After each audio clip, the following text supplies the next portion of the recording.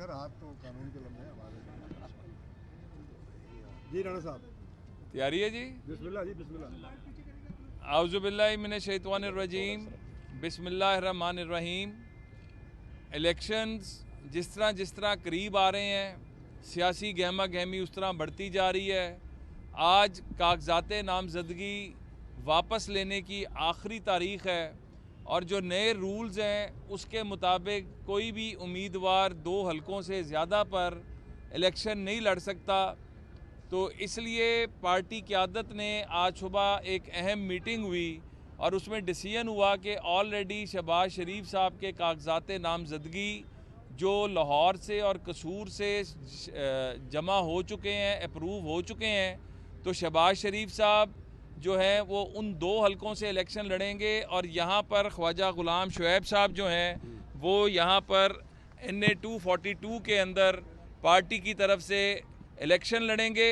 और यहाँ पर जो हमारा इत्तेहाद है वो उसी तरह जिस तरह हमने तमाम सीटों में एडजस्टमेंट करके जो काम हम कर रहे हैं सिंध की भलाई के लिए, पाकिस्तान की फ़लाह के लिए, उसी तरह मिलकर लड़ेंगे। मैं मशकूर हूँ जमाते JUI का, मैं मशकूर हूँ ANP का और इसके साथ साथ GDA जितनी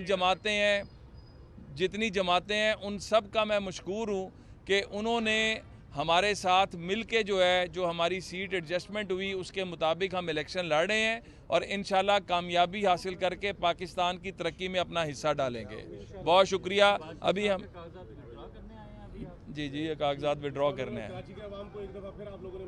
बिल्कुल नहीं किया, ये इलेक्शन लड़ रहे हैं, सारी जमातें मिलकर लड़ी हैं।